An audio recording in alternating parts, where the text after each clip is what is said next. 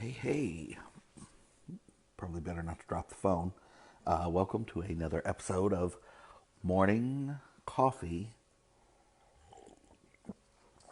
and Marketing. Although today we're not having coffee, we're having green tea. I am considering giving up coffee. That'll probably last for a day, but I thought I would at least give it a shot. Anyway, so morning tea and marketing. How's it going? I hope everything's going well. If you recognize the structure of the headline of this video, the answer is not 42.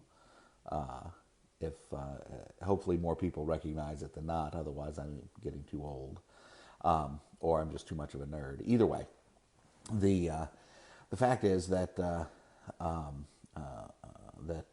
I am making reference to the Hitchhiker's Guide to the Galaxy, so I hope you enjoy. But the truth is that it's not a number and it's not a silly answer. The answer is really the answer to the ultimate question of marketing influence is really pretty simple, and so simple that people kind of get mad about it.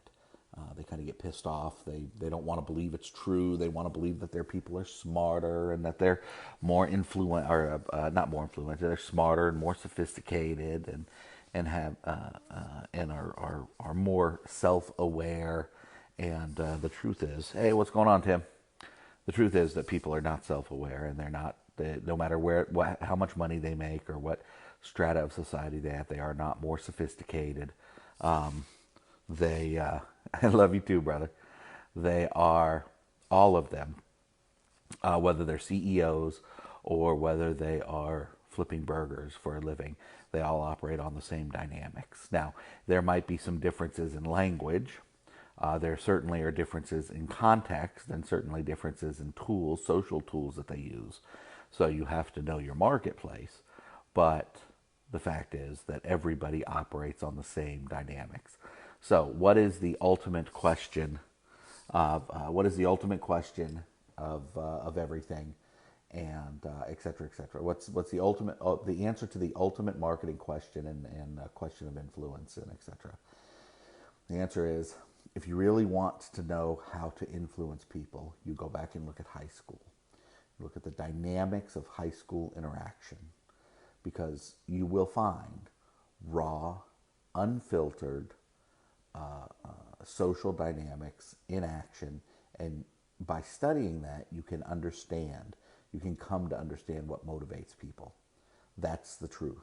Now, arguably, you can even go back further and watch elementary school kids on a playground and understand many of the dynamics. But there are certain, well, why mince words? There are certain sexual dynamics that are not going on at the playground level, that are going on at high school, that certainly do affect your market, whether you like to admit it or not. So these are so if you go back to high school, you get that dynamic. You get a raw, unfiltered look at social dynamics, which include, because they've already hit puberty, which include a certain level of sexual dynamic and sexual tension, which is going on in your market all the time. Now, obviously, Chip or Buff or whatever the hell Flash, the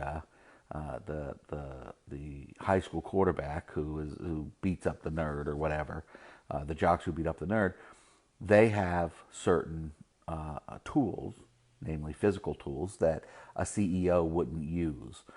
Somebody who's in a CEO position, or who's in a wealthy entrepreneur, or a successful entrepreneur, even if they're not quite wealthy yet, or whatever, they're going to use different language. They're going to have different social tools. So they're going to use more intimidation, less physical intimidation, more social intimidation when they're at loggerheads with an opponent.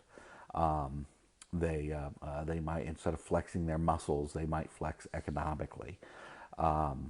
When giving a reward to somebody around them, or showing off how good or how cool or how smart they are, it might not be because of how well they can throw a football, or how well they can run, or how good looking they're, how they're able to get the good looking girl. It might be because they have a different kind of car, a different kind of house.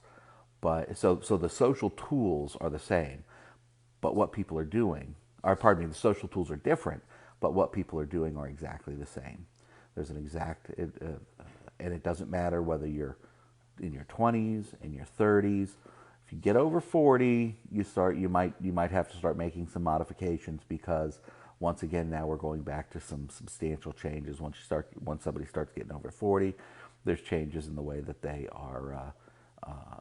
There's certain changes in sexual dynamics. There's certainly changes in hormonal dynamics. There's certain changes that happen with people once they get over 40. There's a lot of experience that they have in their life as adults. So you may have to make some small adjustments, but basically, it all stays the same. People are people are people, whether they're 16 or whether they're 66. So keep that in mind. Go back, look at high schools, because you don't have all the social filters. You don't have all the accumulated Samsonite luggage that people carry with them once they hit adulthood and have been divorced and have some kids and et cetera, et cetera, et cetera. They don't have all that. Kids are raw. They're unfiltered. So if you go back and you look at that high school dynamic, you're going to learn a tremendous amount about how to influence and move your market to do what you want them to do. So that's it for today. I hope you enjoyed it, and we'll talk to you tomorrow. Cheers.